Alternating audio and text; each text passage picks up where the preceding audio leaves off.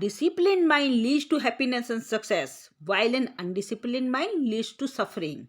Hello everyone, welcome back to my YouTube channel Legal World.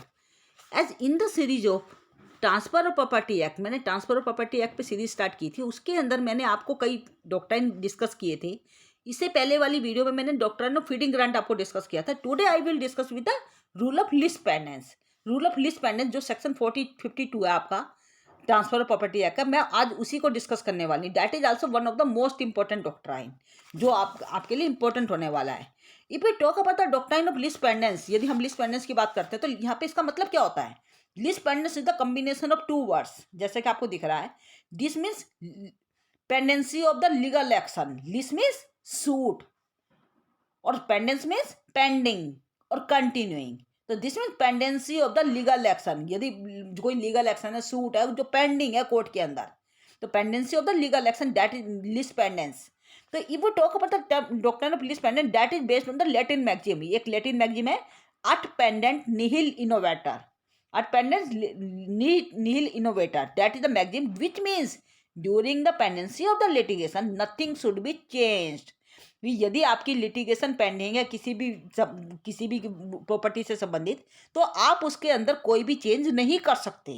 And the doctrine of lis pendens has been drive from the same Latin maxim. इसी Latin maxim से ही इसी doctrine of lis pendens को drive किया गया है.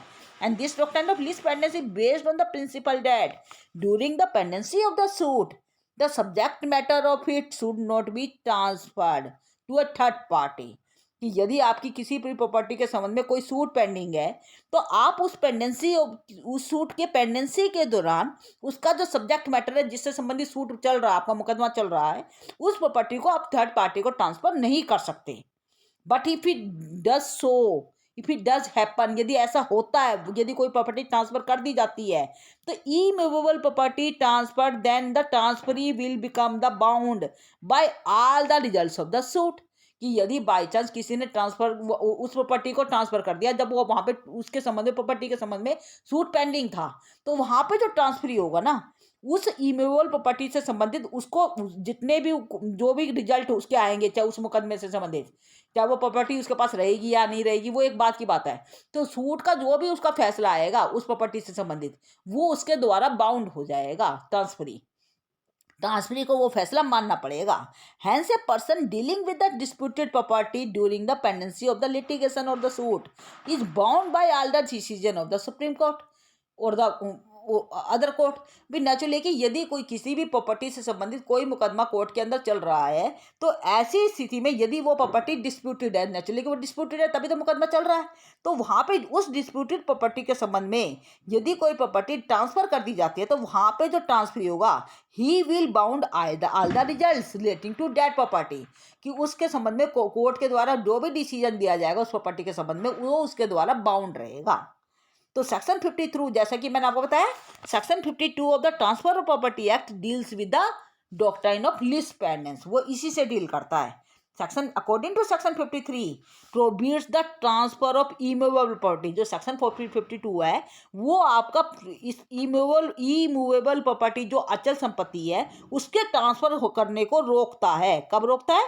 When the property is disputed property, when there is suit pending in the court of law relating to that subject matter of the property.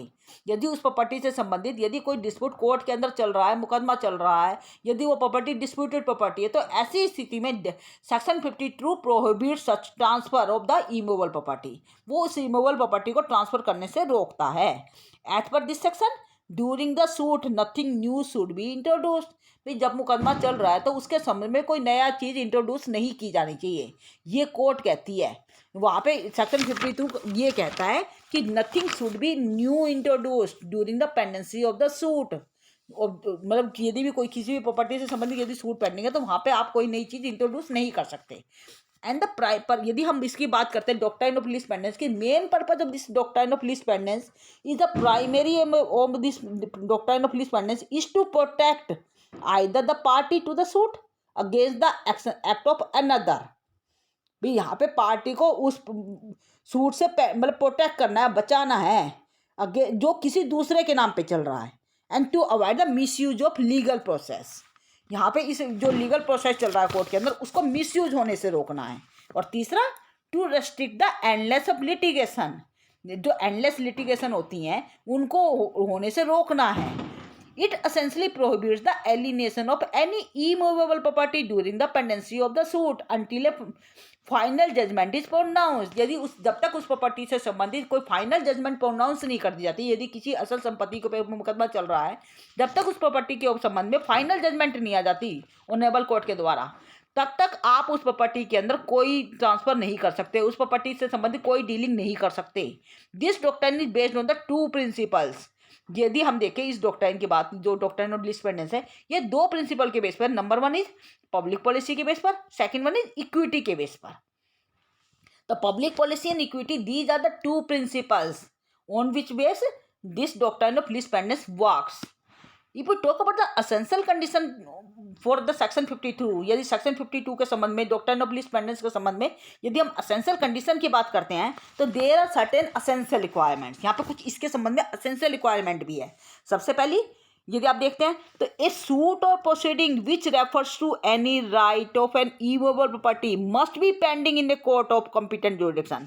या जो property transfer की जा रही है, जो भी अचल संपत्ति है, उसके संबंध में एक मुकदमा कोर्ट के अंदर पेंडिंग होना चाहिए, तभी सेक्शन 52 अप्लाई हो पाएगा। पहली कंडीशन है। सेकंड कंडीशन है सूट और proceeding must not be unlawful. जो सूट और प्रोसीडिंग कोर्ट के अंदर फाइल की गई है वो अनलॉफुल नहीं होनी चाहिए, वो वैध होनी चाहिए। Third is transfer must affect the rights of the opposite party to the litigation. वहाँ पे जो ट्रांसफर किया जा रहा है वो अपोजिट पार्टी के संबंध में उसको कहीं ना कहीं अफेक्ट होना चाहिए। तो अब यहाँ पे मैंने आपको ये तीन कंडीशन बताई है कि वहाँ पे सूट और प्रोसीडिंग आपकी कोर्ट के अंदर उस प्रॉपर्टी के संबंध में चल रही होनी चाहिए। सेकंड मैंने आपको बताया वो जो सूट और प्रोसीडिंग कोर्ट के अंदर चल रही है वो अनलॉफुल नहीं होनी चाहिए। और third one is transfer must not affect the rights of the opposite party to the litigation, उसको अफेक्ट नहीं करनी चाहिए। यहाँ पे आप क्या, तो ये मैंने आपको असेंशियल कंडीशन बताई है। परंतु सेक्शन 53 कब अप्लाई कब नहीं होता, 52 अप्लाई कब नहीं होता, तो देयर आर सर्टेन कंडीशंस जहाँ पे सेक्शन 52 अप्लाई नहीं होगा। Least pendens is not applicable in every case. जैसे कि आपको पता है कि लीस्ट पेंडेंस हर केस के अंदर अप्लाई नहीं होगा। There are certain instances when this doctrine is not applicable नहीं है। पहला, in case of friendly suits, जो फ्रेंडली सूट्स होते हैं उनके संबंध में कभी भी doctrine of lis pendens apply नहीं होता। फ्रेंडली सूट्स किसे कहते हैं? A friendly suit means a court approve the settlement, जहाँ पे कोर्ट ने एक सेटलमेंट को अप्रूव कर दिया है। where the party must go before a judge and have a hearing in order to gain approval। भी वहाँ पे उसने अप्रूवल ले लिया कोर्ट की और वहाँ पे कोर्ट ने पूरा उसका अप्रूवल दे दिया कि हाँ पे आप सेटलमेंट कर लीजिए। तो वो जो सूट होते हैं वो फ्रेंडली सूट कहलाते हैं। तो फ्रेंडली सूट के अंदर कभी भी सेक्शन 52 अप्लाई नहीं होता। Second is no matter of review, जहाँ पे रिव्यू का मैटर हो तो वहाँ पे भी सेक्शन 52 अप्लाई नहीं होगा। Third one is a private sale by mortgagee, mortgagee के द्वारा यदि कोई प्राइवेट सेल की जा रही in exercise of power given by the mortgagor, यदि मोर्टगेजर ने मोर्टगेजी को पहले ही से पावर दे रखी है और उसी के तहत वहाँ पे वो सेल कर रहा है, तो ऐसी स्थिति में सेक्शन 52 अप्लाई नहीं होगा। Fourth is in case where the suit is unlawful, जैसे कि मैंने आपको बताया कि जो सूट या प्रोसीडिंग कोर्ट के अंदर चल रही है यदि वो अनलॉफुल है, वो इलीगल है, वो उसकी कोई वैधता नहीं है, तो ऐसी स्थिति में भी सेक्शन 52 अप्लाई नहीं होगा। And the next one is in case where only transfer is affected, जहाँ पे ट्रांसफर पे ही इफेक्ट पड़ रहेगा उस सूट का, ट्रांसफर पे कोई इफेक्ट नहीं पड़ने वाला, तो तब भी आपका सेक्शन 52 अप्लाई नहीं होगा। And in the cases where the description of the property is lacking in any way in the plaint, भी जहाँ पे प्रॉपर्टी की डिस्क्रिप्शन जो प्लेंट के अंदर दी गई है यदि उसके अंदर कोई कमी है तो वहाँ पे भी सेक्शन 52 अप्लाई नहीं हो पाएगा। तो these are the certain condition when section 52 will not be applicable in the certain conditions. यहाँ पे सेक्शन 52 इन कंडीशंस में अप्लाई नहीं हो पाएगा जो मैंने आपको कंडीशन बताई है। और अप्लाई कहाँ होगा, जैसे मैंने आपको बताया जहाँ पे सूट और प्रोसीडिंग किसी मुकदमे के संबंध में चल रहे हैं, किसी प्रॉपर्टी के संबंध में चल रहे हैं, और वो जो सूट और प्रोसीडिंग चल रही है वो अनलॉफुल नहीं होनी चाहिए, वो वैध होनी चाहिए। और तीसरा मैंने आपको बताया ट्रांसफर है उसका इफेक्ट थर्ड पार्टी पे पड़ना चाहिए, मतलब ट्रांसफरी पे उसका इफेक्ट पड़ रहा होगा, तभी सेक्शन 52 अप्लाई हो पाएगा। और अप्लाई कब नहीं होगा, जब फ्रेंडली सूट्स होंगे, जहाँ पे मैटर ऑफ रिव्यू होगा, तीसरा मैंने आपको बताया प्राइवेट सेल बाय मॉर्टगेज, मतलब जहाँ पे मॉर्टगेजर को उनके द्वारा मॉर्टगेजी को अधिकार पहले से ही दे दिया गया है, वहाँ पे उसके तहत वो बेच रहा है। और चौथा मैंने आपको बताया जहाँ पे सूट और प्रोसीडिंग अनलॉफुल है, या फिर मैंने आपको बताया जहाँ पे ट्रांसफर का इफेक्ट जो है वो ट्रांसफरर पे ही पड़ रहा है, ट्रांसफरी पे कोई इफेक्ट नहीं पड़ने वाला। और लास्ट मैंने आपको बताया जहाँ पे description of the property is lacking in any way in the plaint, जहाँ पे प्रॉपर्टी की जो डिस्क्रिप्शन है उसके अंदर कोई कमी है प्लेंट के अंदर, तो वहाँ पे सेक्शन 52 अप्लाई नहीं होगा। ये आपको मैंने कुछ कंडीशन बताई है जहाँ पे आपका सेक्शन 52 अप्लाई नहीं होगा। इसके संबंध में अब मैं आपको एक केस का नाम बता देती हूँ। हरदेव सिंह वर्सेस गुरमेल सिंह का नेम केस है। Hardev Singh versus Gurmel Singh, this is a famous case, वो इसी से संबंधित केस है। In this case Honorable Apex Court held that a pendant light transfer under the section 52 is not declared void। एक जो during the pendency of the suit यदि कोई मतलब ट्रांसफर किया गया है प्रॉपर्टी का, उसको आप वाइड डिक्लेयर नहीं कर सकते, ये कोर्ट ने कहा है। तो that transfer is not declared void or illegal but it will be bound by the purchaser to such property, कि वहाँ पे जो परचेजर है, जो ट्रांसफरी है, वो उन रिजल्ट्स के द्वारा बाउंड होगा कि जो उसके संबंध में डिसीजन आएंगे कोर्ट के द्वारा, वो वाइड कभी भी नहीं होगा। तो इसके संबंध में ये सेक्शन मैंने आपको बताया केस का नाम हरदेव सिंह वर्सेस गुरमेल सिंह का जो केस है, इसके अंदर कोर्ट ने ये बात कह दी थी स्पष्ट। और दूसरा केस मैं आपको बता देती, गौरी दत्त महाराज वर्सेस शेख सुकुर के नाम से केस है, Gauri Dutt Maharaj versus Sheikh Sukur Mohammad and others. In this case, court held that main purpose of section 52 is to maintain the status quo irrespective of the act of any party। तो this is was the decision in the case of Gauri Dutt versus Sheikh Sukur के नाम से case है। तो if we talk about the conclusion of this case, तो यदि हम इसके कंक्लूजन निकाले तो ये जो राइट है अंडर द सेक्शन 52 जो मैंने आपको बताया doctrine of lis pendens, that can be used both ways as a, मतलब यहाँ पे इसको दोनों तरीके से आप यूज कर पाएंगे। इसको एज ए स्वॉर्ड भी आप यूज कर सकते हैं, एज ए शील्ड भी यूज कर सकते हैं। That totally depends on the facts, ये फैक्ट के ऊपर डिपेंड करेगा कि आप इसको स्वॉर्ड के रूप में यूज कर रहे हैं या शील्ड के रूप में यूज कर रहे हैं। जैसे कि व्हाट इंटरेस्ट और राइट इज ट्रांसफर्ड, यहाँ पे ये देखना होगा कि इंटरेस्ट ये कौन सा राइट ट्रांसफर किया जा रहा है। Second is who is affected party, affected party कौन है। Third is how and in what manner the transfer will affect the party और टू द पेंडिंग केस, वहाँ पे उसको किस तरह से उस प्रॉपर्टी के संबंध में जो राइट है वो ट्रांसफर करने के जो राइट है वो किस तरह से अफेक्ट कर रहे हैं, क्या वो ट्रांसफरी को भी अफेक्ट कर रहे हैं। ये सारी कंडीशन आपको देख के ही तभी पता लग पाएंगे कि इसे एज ए स्वॉर्ड यूज किया जा रहा है कि शील्ड के रूप में यूज किया जा रहा है। This section can be used as a shield in the same or as subsequent proceeding between the same party. तो यहाँ पे एक तरह से आप शील्ड के रूप में भी इसे यूज कर सकते हैं। तो this is the conclusion of this, ये जो डॉक्ट्राइन मेरा होता है इसका एक तरह से कंक्लूजन आप निकाल सकते हैं। तो इफ वो टॉक अबाउट द नेक्स्ट, जो आपका जो वो रहेगा दैट इज फ्रॉडलेंट ट्रांसफर। तो फ्रॉडलेंट ट्रांसफर, यदि हम फ्रॉडलेंट ट्रांसफर की बात करते हैं तो section 53 of the transfer of property act deals with the fraudulent transfer. Section 53 transfer of property act का जो सेक्शन 53 है वो फ्रॉडलेंट ट्रांसफर से ही डील करता है। जनरली ये कहा जाता है कि every owner of the property has right to transfer his property in the way he likes but it must be made with bona fide intention. Generally यही कहा जाता है कि कोई भी व्यक्ति जो उस प्रॉपर्टी का मालिक है वो अपने तरीके से प्रॉपर्टी को ट्रांसफर कर सकता है, परंतु वो जो ट्रांसफर कर रहा है वो बोनाफाइड इंटेंशन से होना चाहिए, वहाँ पर गलत इंटेंशन नहीं होनी चाहिए। Where a transfer is made with a fraudulent intention, यदि वहाँ पे जो ट्रांसफर करने की जो इंटेंशन है वो गलत इंटेंशन है, फ्रॉडलेंट इंटेंशन है, intending to defeat the interest of the subsequent transferee, वहाँ पे किसी के इंटरेस्ट को मारने की उसकी इंटेंशन है, वहाँ पे वो इसलिए ट्रांसफर कर रहा है कि उसको दूसरों का पैसा नहीं देना पड़े। तो he want to defeat the interest of the subsequent transferee and the object of the transfer is bad in the eyes of law, in the eyes of equity. वहाँ पे जो ट्रांसफर का जो मेन उद्देश्य है वो एक तरह से बैड माना जाएगा इन the eyes of equity and justice. चाहे भले ही वो जो ट्रांसफर किया जा रहा है वो वैलिड है कानून के अनुसार, परंतु वहाँ पे जो उसका जो मेन उद्देश्य है ट्रांसफर करने का वो that is bad in the eyes of equity and justice, then the transfer must be known as fraudulent transfer. इस तरह का जो ट्रांसफर किया जाता है उसको फ्रॉडलेंट ट्रांसफर कहा जाता है। तो यहाँ पे जो फ्रॉडलेंट ट्रांसफर है then we can say that transfer has been made with the fraudulent intention, that it is known as fraudulent transfer. क्योंकि यहाँ पे जो ट्रांसफर किया जा रहा है फ्रॉडलेंट इंटेंशन से किया गया है इसलिए इसको फ्रॉडलेंट ट्रांसफर कहा जाएगा। तो यदि हम फ्रॉडलेंट ट्रांसफर की बात करते हैं तो there are certain essential requirement. कौन कौन से एसेंशियल रिक्वायरमेंट? नंबर 1, जो ट्रांसफर है वो इमूवेबल प्रॉपर्टी का होना चाहिए, यहाँ पे अचल संपत्ति का ट्रांसफर होना चाहिए। Second one is made with the intention to defeat or delay the interest of the transferee. वहाँ पे उसका मेन उद्देश्य क्या है कि वहाँ पे जो सब्सिक्वेंट ट्रांसफर है उसके इंटरेस्ट को मारना है, उसको डिले करना, डिफीट करना है उसका। Third is that shall be voidable eight the option of the creditor so defeat the, मतलब वहाँ पे जो क्रेडिटर है जिसका पैसा उसने देना था, जिसको इंटरेस्ट को वो मारना चाह रहा था, उसके ऑप्शन पे वो जो ट्रांसफर किया गया वो वाइडेबल घोषित कर दिया जाएगा। तो that shall be voidable eight the option of the creditor so defeated और डिलेड।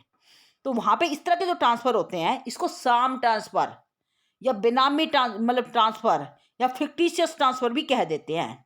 तो क्या बताएंगे? साम ट्रांसफर, बेनामी ट्रांसफर और fictitious transfer R the outside the scope of this section. तो वहाँ पे ये जो आप जो कहते हो ना साम ट्रांसफर, ये जो या फ्रॉडलेंट बेनामी ट्रांजैक्शन होती है या फिक्टिशियस ट्रांसफर होते हैं, ये इसके स्कोप से बिल्कुल बाहर है। वो ट्रांसफर अलग तरीके के होते हैं जो बेनामी ट्रांसफर होते हैं या साम ट्रांसफर होते हैं, वो इसके दायरे में नहीं आएंगे सेक्शन 53 के। तो if we talk about the section 53 that safeguard the interest of the creditor, ये एक तरह से इंटरेस्ट जो क्रेडिटर के इंटरेस्ट होते हैं, जो जिसका पैसा तुम्हें देना है, उनके इंटरेस्ट को प्रोटेक्ट करने के पर्पज से बनाया गया है। In case where the transfer has been made with the fraudulent intention, कि वहाँ पे क्रेडिटर के इंटरेस्ट को मारना उसका मेन उद्देश्य है और उसकी इंटेंशन वो फ्रॉडलेंट इंटेंशन है, इसलिए वो ट्रांसफर किया गया है। तो that is the main basis of the section 53। Section 53 जो फ्रॉडलेंट ट्रांसफर से संबंधित है वो इसका मेन प्रोविजन यही है। तो if you talk about the provision concerning the fraudulent transfer, the burden of proof lies on the creditor. वहाँ पे क्रेडिटर को ये बात शो करनी होगी कि वहाँ पे जो ट्रांसफर किया गया है वो फ्रॉडलेंट इंटेंशन से किया गया है in order to defeat his rights. वहाँ पे उसको क्रेडिटर को ये बात प्रूव करनी होगी कि उसके राइट्स को डिफीट करने के पर्पज से ये ट्रांसफर किया गया है, तभी आप सेक्शन 53 का फायदा ले पाएंगे। एक transferee who tax property in good faith, यदि ट्रांसफरी ने वो प्रॉपर्टी गुड फेथ में खरीदी है, फॉर द कंसिडरेशन खरीदी है, तो उसको भी प्रोटेक्ट किया जाएगा नेचुरली। तो यहाँ पे क्या कहेंगे? Transferee who takes benefit property in the good faith for the consideration is protected, उसको भी प्रोटेक्ट किया गया है। तो सेक्शन 53 का जो क्लोज 2 है of the act deals with the gratuitous transfer. वहाँ पे सेक्शन 53 क्लोज 2 कहता है कि वहाँ पे ग्रेचुअस ट्रांसफर की बात कर रहा है। Gratuitous transfer to defraud the subsequent transferee, कि यदि सब्सिक्वेंट ट्रांसफरी के इंटरेस्ट को मारने के पर्पज से वो जो ट्रांसफर किया जा रहा है वो ग्रेचुअस ट्रांसफर है। ग्रेचुअस मतलब गिफ्ट के रूप में दे दिया, विदाउट एनी कंसिडरेशन किसी को आपने दे दिया है। तो ऐसी स्थिति में यहाँ पे सेक्शन 53 अप्लाई होगा। परंतु यदि आपने कंसिडरेशन के बदले में किसी को ट्रांसफर किया है, भाई जो ट्रांसफरी है उसने गुड फेथ में प्रॉपर्टी को खरीदा, कंसिडरेशन के बदले में खरीदा है, तो वहां पे सेक्शन 53 अप्लाई नहीं हो पाएगा। तो it explains that where transfer of immovable property is done without consideration, यदि वो विदाउट कंसिडरेशन है, ग्रेचुअस ट्रांसफर है, and the transfer to another person for gain, वहाँ पे दूसरे व्यक्ति को इसलिए ट्रांसफर करेगा उससे उसका फायदा हो जाएगा, वो प्रॉपर्टी उसको ट्रांसफर नहीं हो पाएगी। And the subsequent transfer shall be, वहाँ पे जो सब्सिक्वेंट ट्रांसफर किया गया है वो एक तरह से वाइडेबल होगा at the option of the subsequent transferring, जो सब्सिक्वेंट ट्रांसफर के ऑप्शन पर। जैसे कि आप एग्जाम्पल लीजिए, A makes a gift of a house to B, A ने अपने हाउस का गिफ्ट करा बी को जनवरी 2000 के अंदर, और फरवरी 2000 के अंदर A sells the same house to C, फरवरी 2000 के अंदर ए ने वही घर सी को बेच दिया। तो here the B and C are the claimants of the same property, B और सी दो व्यक्ति इसके क्लेम करने वाले हो गए कि एक को तो जनवरी 2000 के अंदर बेचा गया है और दूसरे को फरवरी 2000 के अंदर बेचा गया है। तो यहाँ पे बी और सी जिनको प्रॉपर्टी बेची गई है, they are the two claimers of the property. As a general rule first transferee has a preference over the other, naturally कि जो फर्स्ट ट्रांसफर ही होगा, जो पहले वाले जिसको प्रॉपर्टी ट्रांसफर की गई थी, तो उसका मेन प्रेफरेंस दी जाएगी। तो first transferee will have the preference under the section 53 clause 2 it is provided that the first transfer is prove to be fraudulent. यदि पहला ट्रांसफर, यदि वो सेकंड सब्सिक्वेंट ट्रांसफर ये प्रूव कर देता है कि वो तो पहला ट्रांसफर हुआ है, यदि वो फ्रॉडलेंट है, the subsequent transfer shall prevail over the previous transfer. तो वो प्रीवियस ट्रांसफर के ऊपर वो कहीं ना कहीं उसका इंटरेस्ट प्रोटेक्ट हो जाएगा। The section 53 clause two protect the interest of the bona fide transferee. वहाँ पे जो बोनाफाइड ट्रांसफरी है उसके इंटरेस्ट को वो प्रोटेक्ट कर पाएगा for the value from the gratuitous transfer. मान के चलो पहले वाला जो ट्रांसफर किया गया तो वो तो ग्रेचुअस ट्रांसफर था, और सेकंड वाला जो ट्रांसफर किया गया वो कंसिडरेशन के लिए किया गया है। तो ऐसी स्थिति में जो सेकंड वाला ट्रांसफर है वो सही माना जाएगा। तो ये आपको कहते हैं, मैंने आपको बताया फ्रॉडलेंट ट्रांसफर। तो वहाँ पे जो एक ट्रांसफर फ्रॉडलेंट है और दूसरा सही है, तो वो जो सही ट्रांसफर है वो माना जाएगा, वैलिड माना जाएगा। तो this is known as rule of fraudulent transfer. तो ये आपको समझ में आ गया होगा। तो if you have any doubt, then you must put down in the comment section, and don't forget to like, share and subscribe this channel for the further update. Thank you.